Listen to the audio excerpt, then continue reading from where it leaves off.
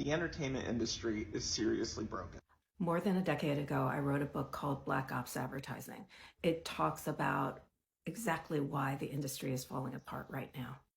The television industry has always been based on the idea that you and I would be willing to watch advertising. And because we were willing to watch that advertising, we would get the programming for free. But as digital took off, they started moving over to digital instead of television.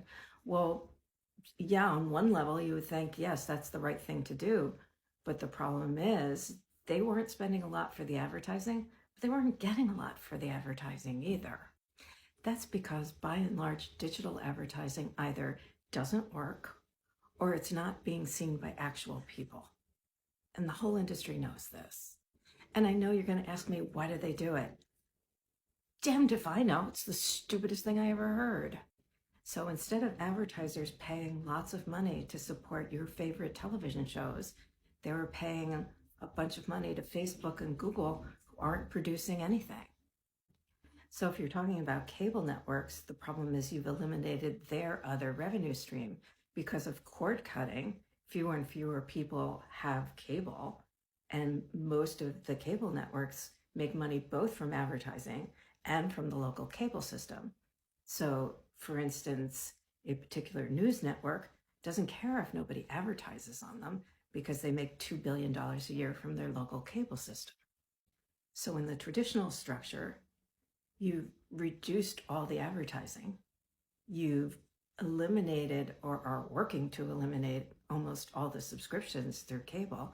So where are these companies supposed to get their money from?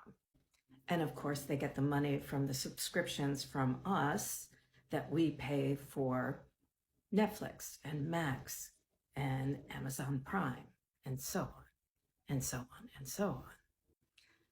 But a funny thing happened on the way to streaming. They found out that the subscriptions weren't enough to support what was happening. And so now all of those streamers are now adding back advertising. And that advertising is less effective than it was when it was on television.